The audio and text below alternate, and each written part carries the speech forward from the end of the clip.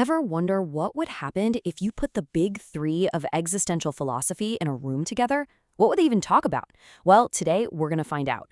We are diving into nihilism, existentialism, and absurdism to see how they tackle life's biggest, messiest questions.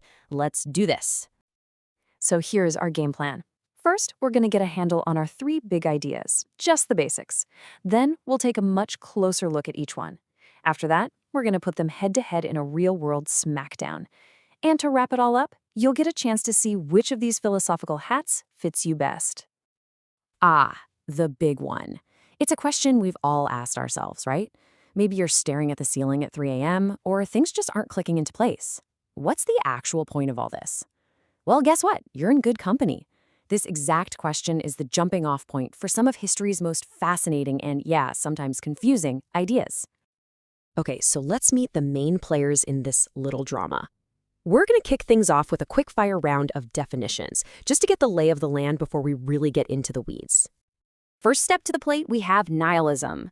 Now, this is our ground zero, our starting point for everything else. It's the simple, stark idea that life, the universe, and everything in it, well, it doesn't come with a built-in purpose or value. It's basically a completely blank slate.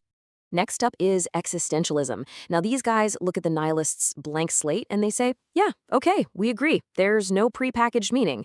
But then they totally flip the script. They say, so what? That just means it's our job, our responsibility, to create our own meaning through the choices we make and the things we do. And finally, we have absurdism. This is the wild card of the bunch. Absurdism hones in on that awkward, almost comical friction between us humans, who are desperately searching for meaning everywhere, and a universe that just gives us, well, complete silence. So what's the solution? You just gotta embrace the absurdity of it all. All right, let's really get into it now. We have to kick things off with nihilism, because really it's the fundamental problem that the other two are trying to solve. To get a feel for it, I want you to imagine you're confronting a completely empty room for the very first time. This right here is the perfect metaphor for nihilism. You walk into a room, there's no furniture, no art on the walls, no instruction manual telling you what the room is for. It's just there. And that's the universe from a nihilist's point of view. It's not a bad room, it's not a good room, it's just a room, totally empty of any inherent purpose. And this idea of an empty room goes pretty deep. From this perspective, the universe is just this vast, cold, indifferent place.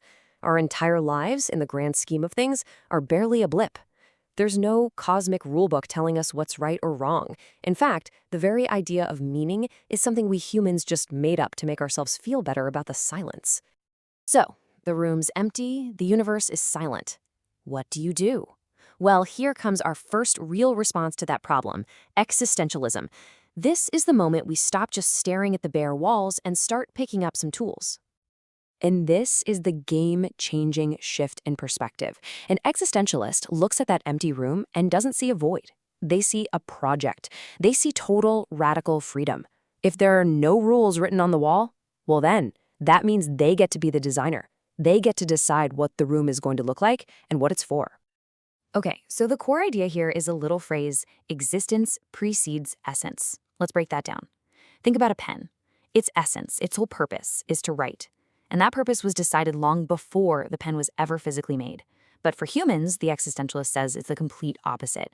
We show up first, we exist, with no predefined purpose. And it's only then, through all of our actions and choices, that we create our own essence, our own meaning. All right, so we've heard from the person who just accepts the empty room, and we've heard from the person who wants to redecorate it. Now it's time for our final perspective, the one who shows up to the empty room with a party horn. Let's talk absurdism. I just love this metaphor because it nails the spirit of absurdism perfectly.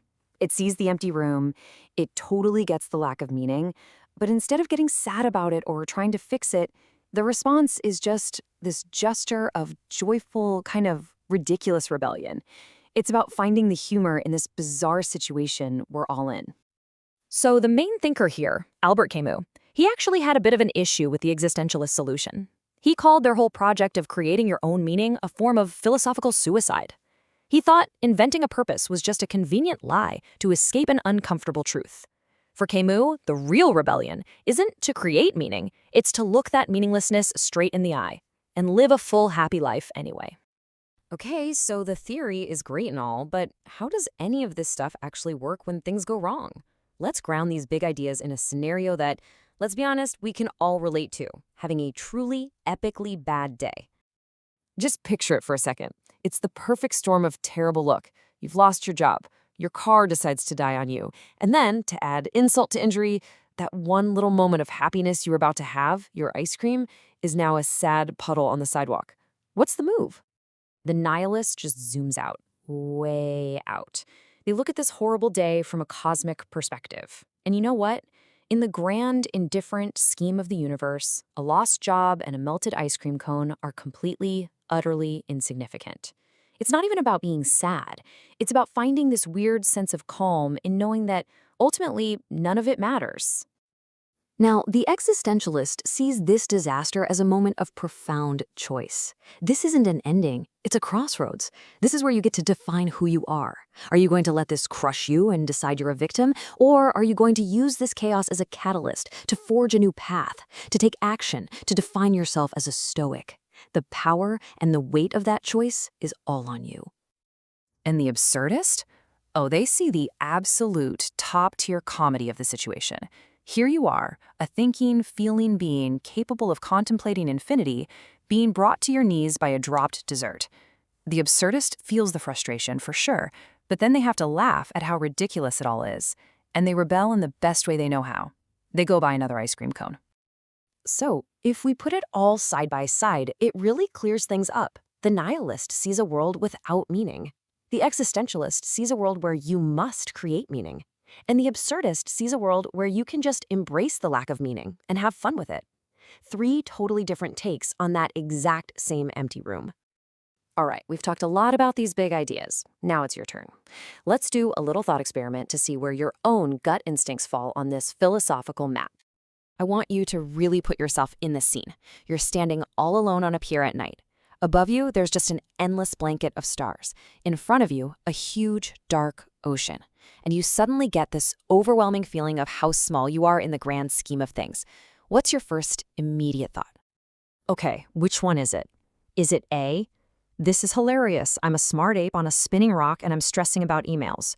I'm gonna go get some fries. Is it B, wow, I'm just a speck of dust. All my problems are just specks of dust too. None of it really matters. Or is it C, the universe is a blank canvas. That means it's up to me to decide what this life is all about. All right, let's see the results. If you picked A, congratulations, you're an absurdist at heart. You're the rebel who sees the cosmic joke and decides to enjoy the ride. If you picked B, you're leaning nihilist, the cool-headed observer who finds a strange comfort in the vastness. And if C was your answer, then you are an existentialist, the architect, ready to drop the blueprints for your own meaning.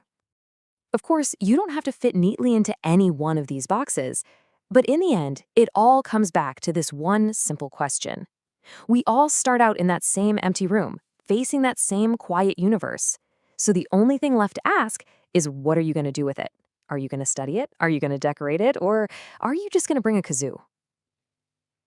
The choice is yours.